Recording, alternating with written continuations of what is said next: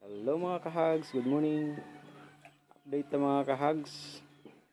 So mao ni ato ang unang inahin, nanganak na siya. So yung anak niya mga kahags 13. Pero nakakalungkot kasi patay yung dalawa, yung pag-anak at saka yung inahin. Napakatapang. Pinatay din niya yung dalawa. So hindi makadidi yung anak kasi pag lumapit sa kanya talagang ginawisi-wisi niya. So nakakaawa yung mga biik.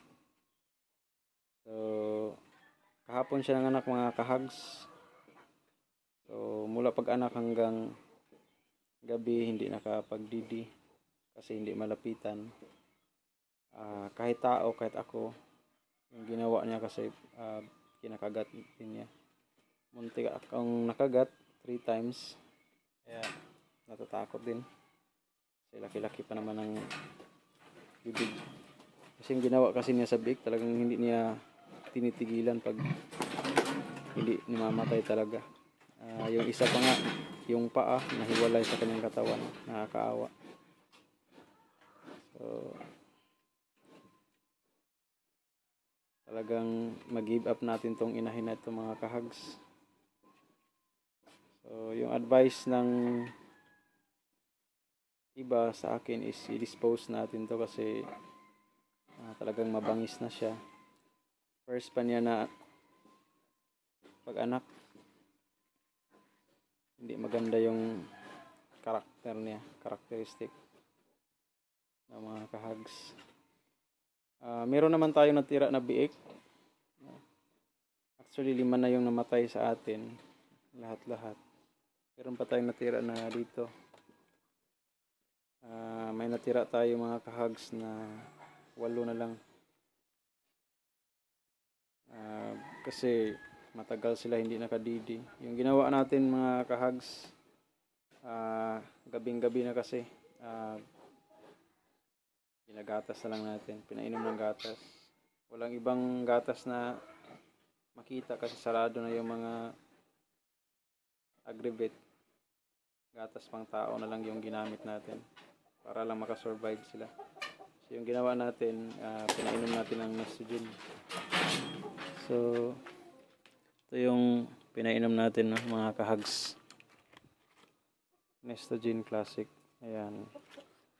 So ininom natin kagabi, yun ang iniinom nila. So ngayon naman mga kahags, pinalitan natin yung pangbaboy talaga. So sana maging okay to. Yung isa parang nalipasan talaga ng gutom kahapon. Hindi talaga na, sayang talaga, napakalaki pa naman. Namatay talaga siya kan. Maya na lang na mga kahags. So meron tayong buhay na 8. Sana mayroong makasurvive talaga nito. So ito mga kahags, hindi na natin pwede ito patagalin. Dispose na natin agad kasi pag naririnig kasi niya yung biik niya, yung ingay ng biik, talagang nagwawala siya. So meron tayong ginawa doon na farrowing. Ito naman yung sana natin kaso hindi natapos kasi na-advance pala yung pagpapanganak niya. Sana ngayon pa yun. So, ayun, dito natin pinapaanak na lang sa kanyang gestating pen. So, ginawa niya mga kahags, talagang nagwawala siya. Sinira niya yung gestating pen na grabing lakas-lakas niya. Nabali yung mga yung naka-welding. So lahat yan bali, yung 3, 1, 2, 3 doon. Nakakatakot. Lakas pa naman niya. So may nagsabi kasi din sa akin na painumin ng beer. So kagabi pinainom talaga natin.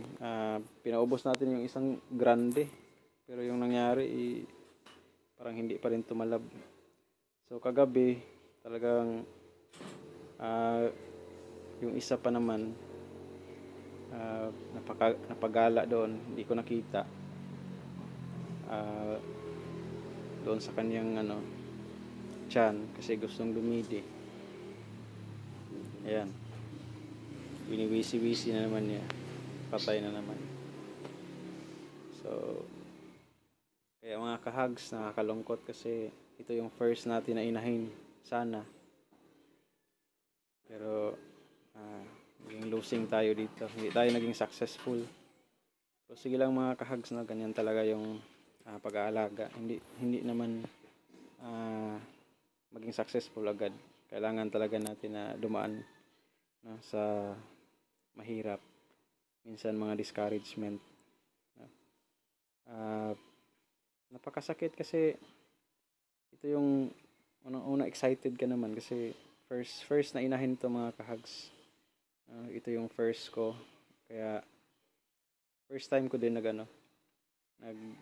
nagbababoy, backyard hogs racing, kaya excited talaga ako.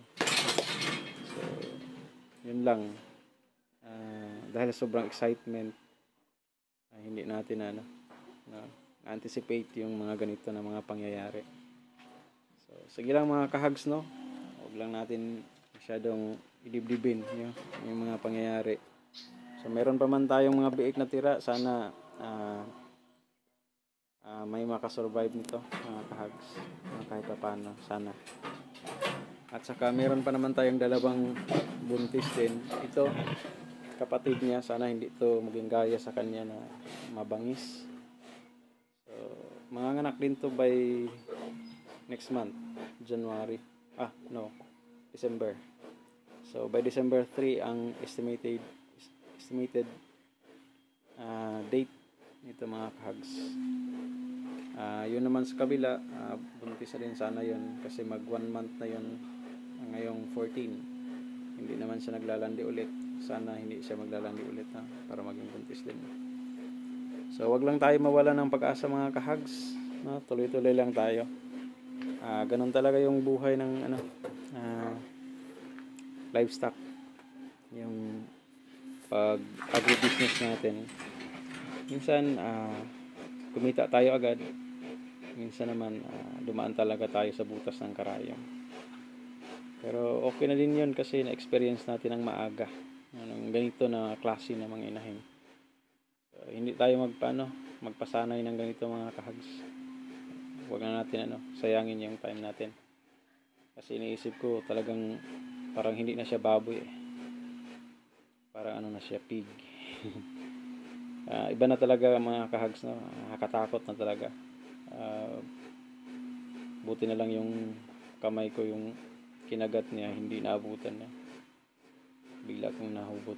Kaya salamat na lang sa Panginoon. Kaya lang mga kahags, keep updated na lang tayo sa mga susunod na mga vlog natin. So please subscribe mga kahags para sa mga more updates, para din masuportahan natin yung munting tahanan natin. Okay mga kahags, maraming salamat. Ingat kayo palagi. Sana maging successful din kayo sa inyong mga hog racing business mga kahags. Bye bye.